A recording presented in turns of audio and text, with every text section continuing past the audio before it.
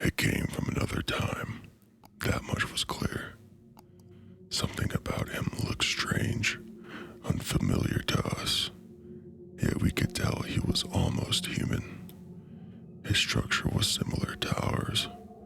He had the same limbs, the same overall stature, but he was different in ways that are, hard to describe.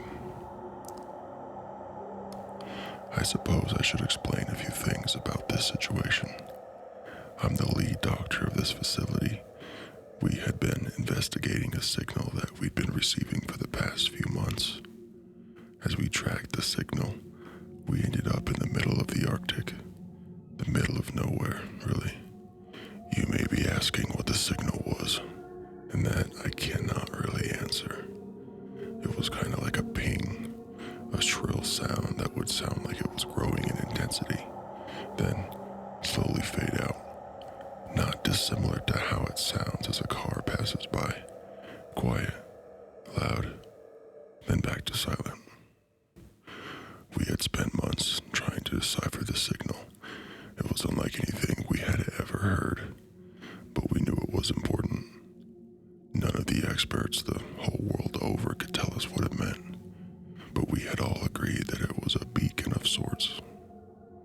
We tracked it day in and day out, eventually leading us to the Arctic. As previously stated, we found the exact location from which the signal was being produced, but there was nothing there.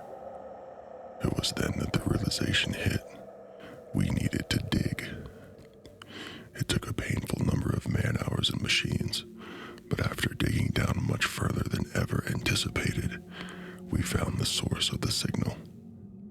It was a coffin, adorned in gold and the most precious of jewels.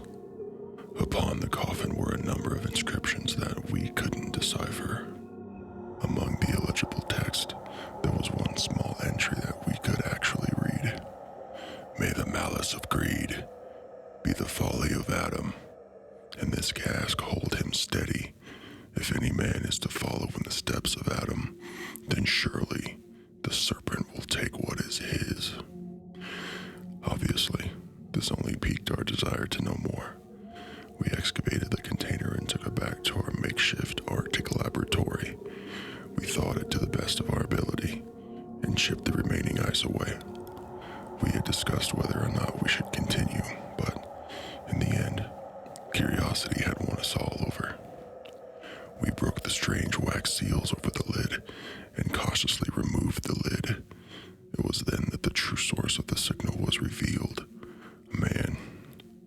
A man-like creature lay in the container, holding himself in a fetal position. We were all taken aback by the possibility of the signal coming from an organic life form and not a machine. How could anything living possibly emit a radio signal? We all stared at the being, thinking about the possibilities as he slowly opened his eyes. As the life lifted back into his body, and as he began stretching his limbs and unfolding his wings, it was clear that this was not Adam. No, this was the serpent.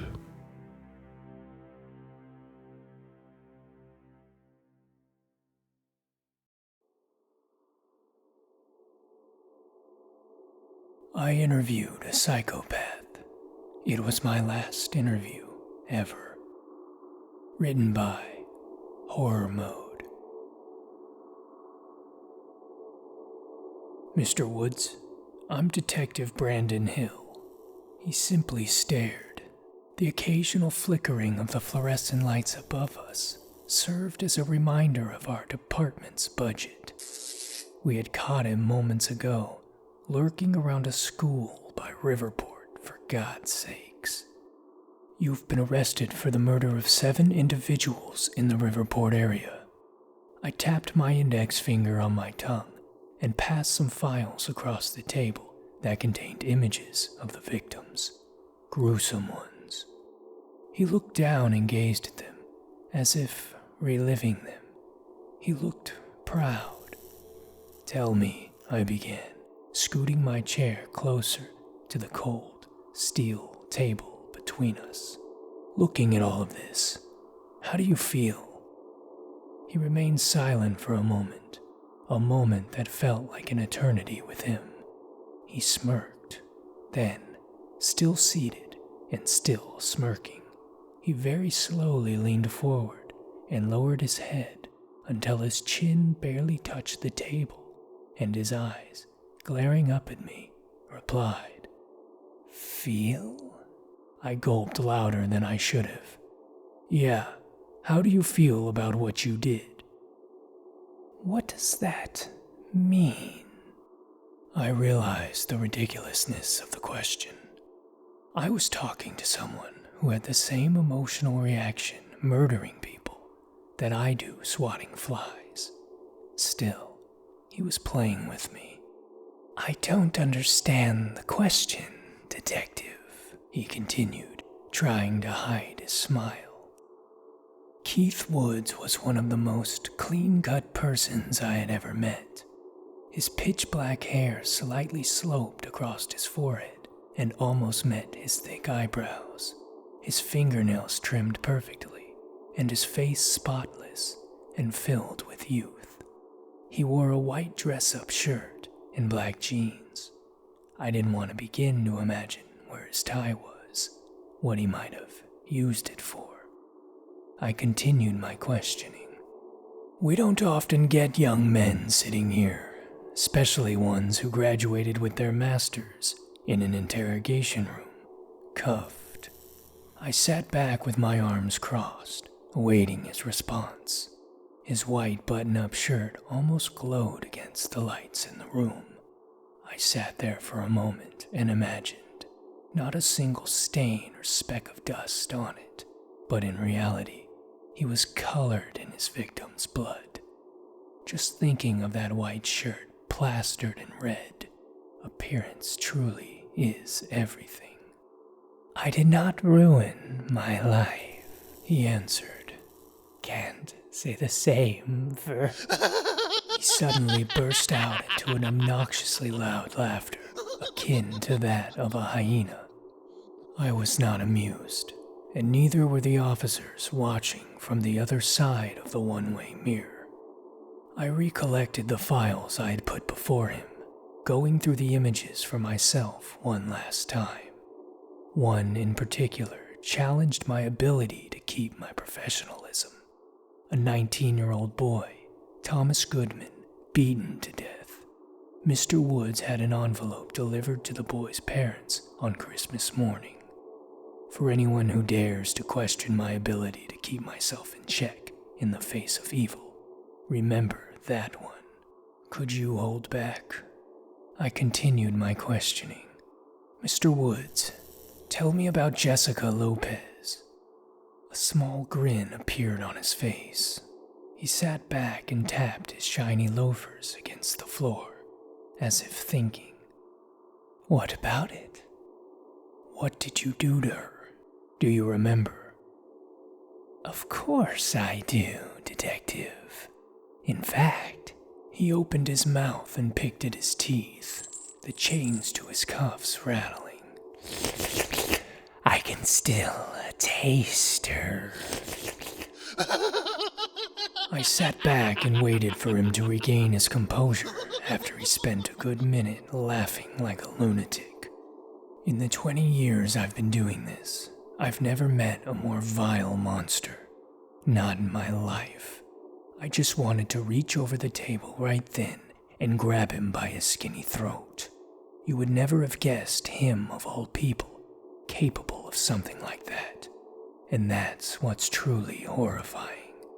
He was young, clean, teeth as white as snow, and well-dressed. All complete with a touch of cologne, just to fool you a little further. Keith. Ooh, first name. How up close and personal of you, detective. His eyes widened, disturbingly so. He was having fun now. This wasn't an interrogation anymore. But could you blame me for failing this interview? How do you even begin to intimidate evil itself. I continued. You leave behind an envelope to the families of the victims. They have a red spot or a mark on them. We ran some tests in the lab and learned that these red markings come from the respective victim's blood, correct? He simply nodded, seemingly unimpressed with our discovery. It was like he was waiting for us to catch up with him, like he was the teacher and we were his disappointing students. Bastard.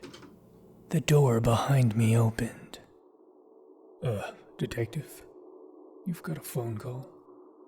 I got up and walked out the door, pausing for a moment to snatch another look at Mr. Woods. He looked right back at me and tilted his head like a confused dog, minus the creepy smile. I picked up the phone. I'm at work. What is it, Lori? Brandon, hello? Yes, honey, it's me. What is it? Sorry, I didn't want to bother you, but I found an envelope sitting at the door, and it's got this huge blob of red paint on it. I have no idea.